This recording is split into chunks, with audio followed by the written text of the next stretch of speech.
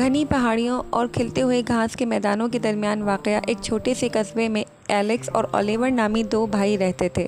اگرچہ وہ بہت سے طریقوں سے ایک جیسے تھے، وہ زندگی کے بارے میں اپنے نقطہ نظر میں مختلف تھے۔ ایلیکس دونوں میں سے بڑا بھائی تھا، نظم و ضبط کا پابند تھا اور ہمیشہ قوانین کی پیروی کرتا تھا، جبکہ اولیور چھوٹا بھائی تھا، ایک آزاد روح تھا جس نے قواعد کو قدرے محدود پایا۔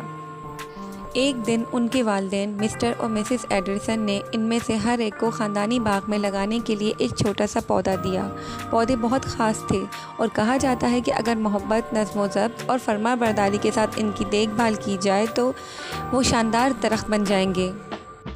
اپنے پودے کو پھلتا پھولتا دیکھنے کے شوقین ایلیکس نے تنبیہ سے اپنے والدین کی طرف سے دی گئی ہدایت پر عمل کیا۔ ہر صبح اس نے اپنے پودے کو پانی دیا، اس بات کو یقینی بناتے ہوئے کہ اسے سورج کی روشنی کی صحیح مقدار ملے۔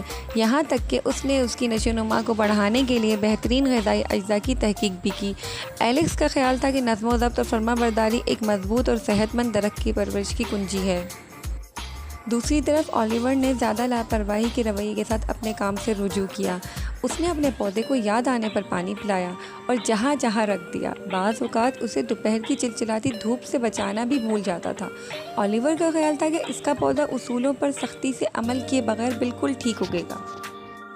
جیسے جیسے ہفتے گزر گئے، دونوں پودوں کے درمیان ایک نمایاں فرق ابھرا۔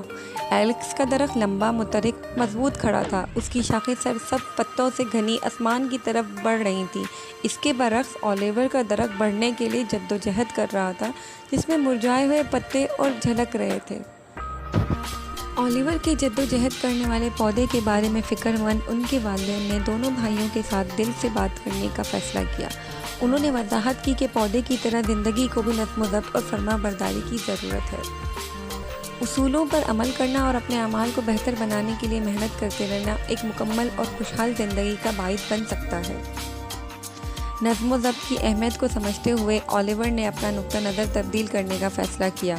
اس نے اپنے پودے کو باقاعدگی سے پانی دینا شروع کر دیا، اس کی ضرورت کی دیکھ بھال اور توجہ فراہم کی۔ آہستہ آہستہ لیکن مستقل طور پر اس کا درخت صحت مند ہونے لگا۔ اس کے پتے دوبارہ اپنی جانداری کی طرف آنے لگے اور بھرپور پھلنے پھولنے لگے۔ آخر میں دونوں کے درخت شاندار، گھنے اور مضبوط کھڑے دکھائی دے رہے تھے۔